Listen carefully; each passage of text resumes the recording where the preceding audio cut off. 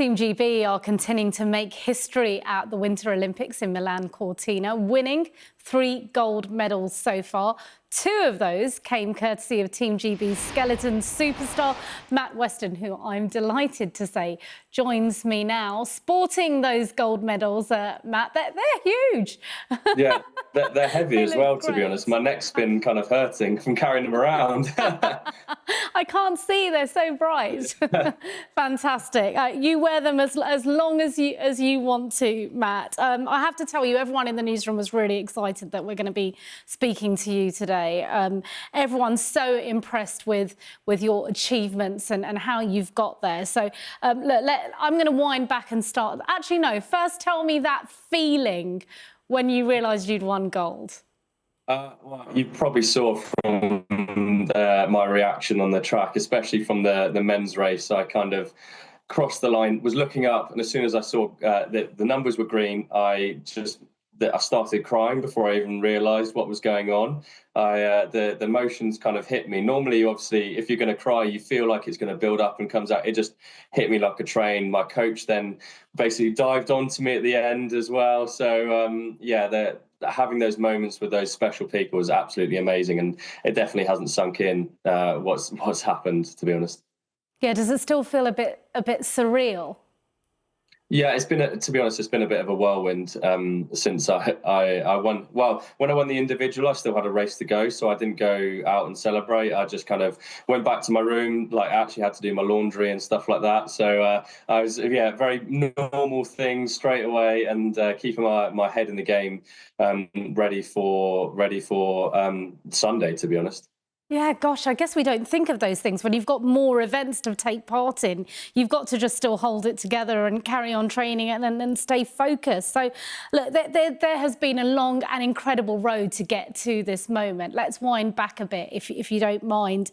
Obviously, you grew up in Tunbridge Wells. You started out, though, with a completely different career. Still a sportsman, though, of course, incredibly fit, in Taekwondo. That was until the age of 17, wasn't it? Yeah, and then I had a bit of an injury which kind of stopped me from competing in that. I actually ended up with a fracture in my L5 vertebrae from a bit of a stress fracture. So that wasn't ideal, to be honest, and that kind of ended my my sporting career through that. But I then looked around for any other opportunities and chose a safer sport like skeleton, obviously. Yeah, exactly. I was coming to that. I mean, that moment, though, of course, you got great success in Taekwondo. You were clearly a sportsman who revelled in these kind of events and had great success. You won so many medals in UK-based events, international honours, representing England for Taekwondo. And then this injury strikes. And you know, I know the impact injuries can have on careers myself. And it's a huge transition, isn't it, of suffering the injury, then the impact it has on your career, your mental health, and where you think you are, your identity. Yeah, 100%. And when you think of injuries, obviously people think of the physical side of things as well, like obviously what you need to do to repair it, making sure you're eating well, sleeping well, all those sorts of recovery things. But for me, people don't almost appreciate how hard it can be mentally as well. So I've been, well, unlucky to have quite a few serious injuries in my career. I had one just before I had started this Olympic season, which I tore my quad muscle, which was a 12-centimeter tear in there 8 weeks before the season. I missed the whole of pre-season, and I wasn't expecting to have the turnaround that I have, but it's all down to a lot of the mental side of things as well, and making sure that I can keep my head in the game, making sure that I'm like taking the time out to relax and look after my brain, really. And who are the people who've helped you along the way in that process from the age of 17 with that injury to today going through to the Olympics? Well, a lot of it obviously is family, friends, fiance, like the people at home, the people in the background that you almost don't see day to day. I think they've had a decent amount of coverage in the last few days, supporting me, shouting probably a bit too loudly at the track, which is absolutely great. I love that. But it's those guys that when I'm away for 6 months of the year, they're still there supporting me. Those are the guys that I kind of have to say thank you to. But yeah, there's so many people I could thank and so many more. Yeah, there's just so many people out there, and everyone back at home supporting. So thank you so much. Yeah, that's wonderful. And as you say, of all the sports to pick, you picked the skeleton. Yeah, Or did it pick you? Yeah, I think it picked me. I went along to some talent ID process, like trials, when I was younger. It was run by UK Sport, and I kind of went along just to see what I could do, really. And they send you results off to loads of different sports, and Skeleton obviously thought that I'd be pretty good at being a professional penguin almost. So that's yeah, it's been 9 years now where I've been a professional skeleton athlete, and it's been not always easy, but it's been so enjoyable at the same time. Yeah, I saw that you said once you get over the fear and apprehension about being on a sheet of ice, it's so much fun. It is. It is fun. It is fun.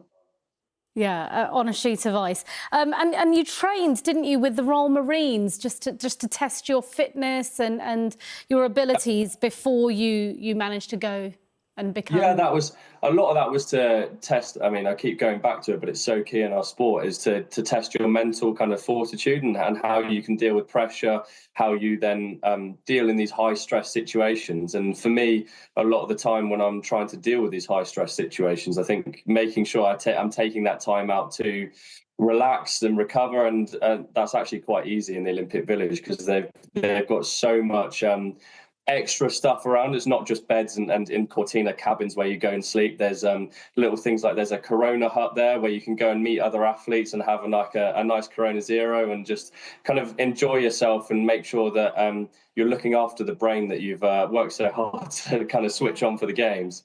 Yeah, and what kind of stuff do you do to chill out? Do you meditate? Do you go for a walk? Do you listen to some music? How do you prep yourself and how do you chill out?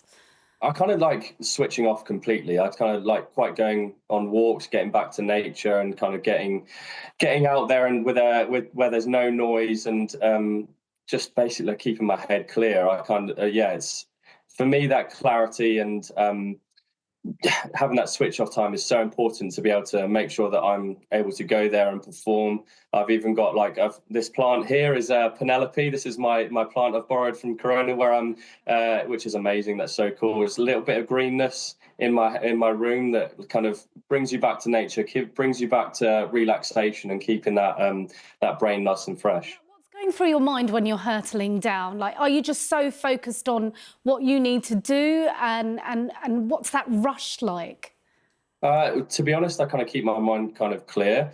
When I'm at the top of the track, all I'm thinking is, it sounds quite funny, but I kind of just tell myself to be boring. I've got a load of boxes to tick, a load of things I need to do to make sure I get down the track as fast as possible. And to me, sometimes that can be quite boring just to tick the boxes. I'm one of those people that kind of on the track when we're learning something, I like to experiment with new lines. I like to kind of push the boundaries to see where we can get those extra gains. But when it comes to racing, it's all about just being consistent, being, in my brain, boring, whilst going headfirst down a nice track at 80 miles an hour. Yeah, quite. And then when you get to the end of that 80 miles an hour and you look up at the board and you realise that you've won, I mean, the elation there, but have you got any idea how excited everyone who's watching and across the UK, you know, how everyone feels about what you've achieved? Well, I think it's been a bit crazy from what I hear back at home, how much support Team GB and British Skeleton have got. I think I was off socials. I was on a complete separate phone. I only have like 5 people's number on it. I deliberately kept myself out of all that kind of chaos and things that could be a distraction for my performance. So I only really switched my phone on after the team event, and yeah, it's gone pretty crazy, to be honest. Like, my Instagram's gone a bit mad. I've got so many amazing messages from people supporting. I've been tagged in videos of people trying it at home. It's just been to see the inspiration coming through to the people back at home, and what is relatively a small sport for GB is amazing, and I feel very, very proud of that. Oh, you absolutely should. And like you say, it is a relatively small sport for Team GB, and yet has had this wonderful impact and reaction courtesy of you and your colleagues' success out there. So, look, what about the future then? I'm sure you also want to inspire the future stars of Winter Olympics events as well for the UK. So, what would you like to see happen now?